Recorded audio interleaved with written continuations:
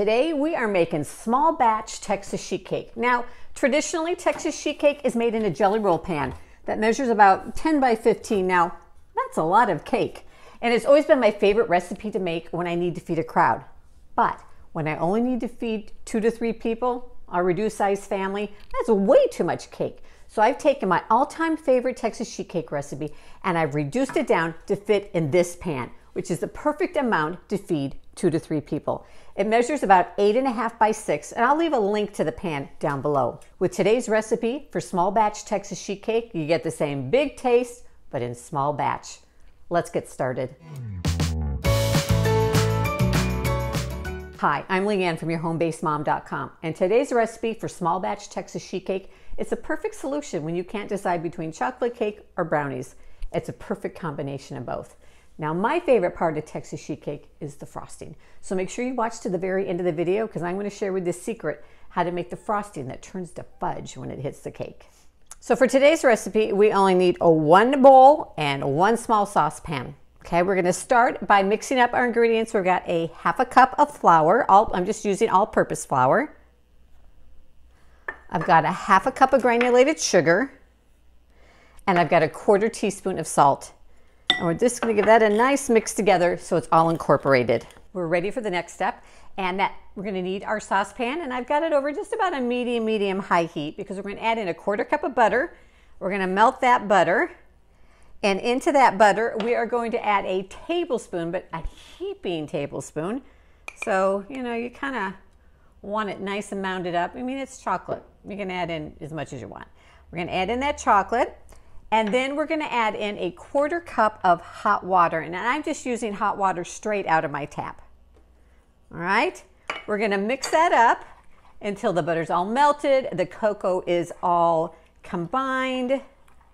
And we're just going to bring that to a boil. Now, if you happen to have some non-chocolate lovers at your house, you're going to want to make sure and check out my small batch lemon bars. It is another family favorite recipe. We've been making it between my mom and I probably for over 50 years. The best lemon bars ever. And so it's the perfect thing for all the non-chocolate lovers at home. So make sure you click right up there, that little round circle, and they'll take you over to the lemon bar recipe. And, you know, I love taking our family's favorite recipes that feed, you know, quite a full family and reducing them down. So if there's any particular recipes you'd like to see reduced down to a small batch here on YouTube, go ahead and leave me a comment below and let me know what you'd love to see. After our chocolate mixture has come to a boil, we are going to take our dry ingredients and we are going to add in a 1/4 teaspoon of baking soda. Especially with small batch recipes, it's really important you get all the ingredient out and all the ingredient in because we're working with such small amounts. And then we're going to use 1 egg yolk. We're not going to use the whole egg. You use the whole egg, it tends to taste a little too eggy. So I'm just using the yolk. And then I'm using 1.5 tablespoons of buttermilk. I'm just going to take my spoon from out of there, mix it all together, and then after it's nice and combined, we are going to add in our chocolate mixture. Okay, so don't worry if it's a little lumpy. It's okay. When we pour in the hot chocolate mixture, that's going to help kind of bring all of it together.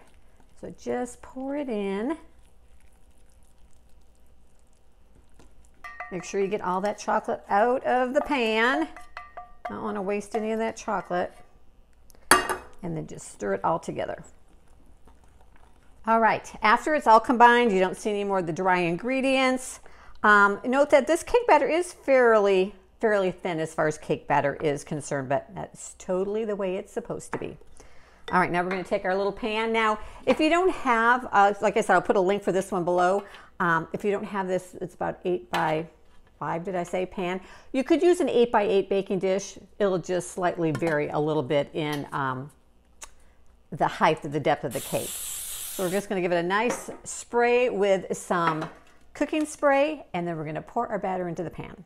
Again, make sure you get out all of that chocolate goodness. We can just take our spatula after we have it all out and use our spatula just to spread it so it's nice and even in the pan. Then we are going to stick it into a 350-degree Fahrenheit oven. And now you may have noticed that I forgot to add the vanilla into the cake batter. We're just adding in a 1/4 teaspoon, so, you know, it's okay. But if you remember, add in the vanilla. So I pulled the cake out, and now I'm going to share with you that secret. Remember, I promised you that secret to nice fudgy frosting.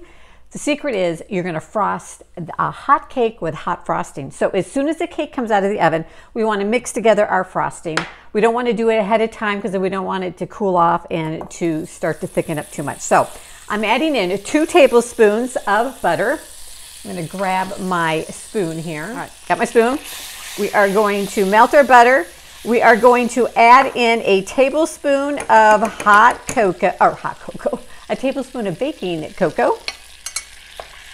We're going to add in a tablespoon and a half of buttermilk. Now, I'm not using buttermilk, I'm using whipping cream. But if you don't have whipping cream or half and half or whatever, you can use buttermilk. So we're going to add that in. And then we are going to add in a cup of powdered sugar. And I just kind of do it a little bit at a time to try to avoid getting too many little lumps in my frosting.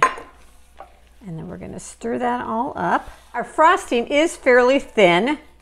It's not as thick as like a buttercream would be that you're going to frost cupcakes or a regular cake with, okay? But that's what we want. And then we're going to take this frosting and we're going to put it onto our hot cake. I got to think about vanilla today. I forgot to add in the vanilla. So half a teaspoon of vanilla. I just give it a nice little squirt. And I like to add the vanilla at the very end. Okay. All right. There it goes. Ready to frost the cake. All right, now if something happens and you get distracted and your frosting cools off a little bit, just go ahead, put it back on the burner, warm it up just a little bit, and it'll be ready to go. So we're going to take this frosting and we are just going to pour it right onto our cake. Scrape out every last bit of chocolate goodness out of there. And then watch the magic happen as we spread this on the cake, and it is, as it sets up, it's gonna kind of soak into the cake a little bit because the cake is also warm, and it's just gonna develop this yummy fudgy consistency that is characteristic of a Texas sheet cake, and that is really my favorite part of the whole thing. Yeah, the frosting is so good. All right, our Texas sheet cake is done. We're just gonna let it cool before we slice into it. I like to slice it into 4 pieces, sometimes 6, depending if there's 2 or 3 of us that I'm feeding.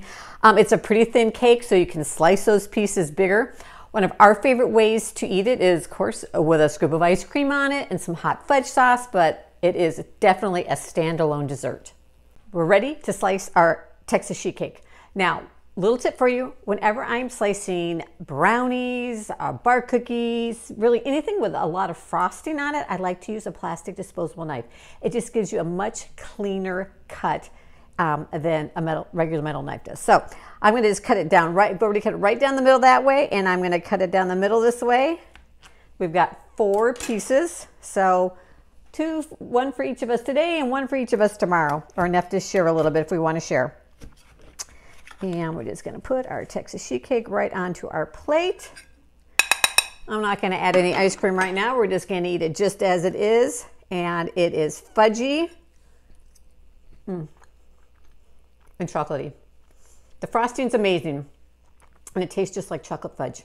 Thanks for joining me in the kitchen today. And you can find the recipe for this small batch Texas sheet cake in the description down below. And I'm also going to link to my full-size Texas sheet cake in case you have to feed a crowd. And be sure you check out some of my other small batch recipes that I'm going to post right here. And as always, would love you to subscribe, turn on the notification bell, and we'll see you back here next week.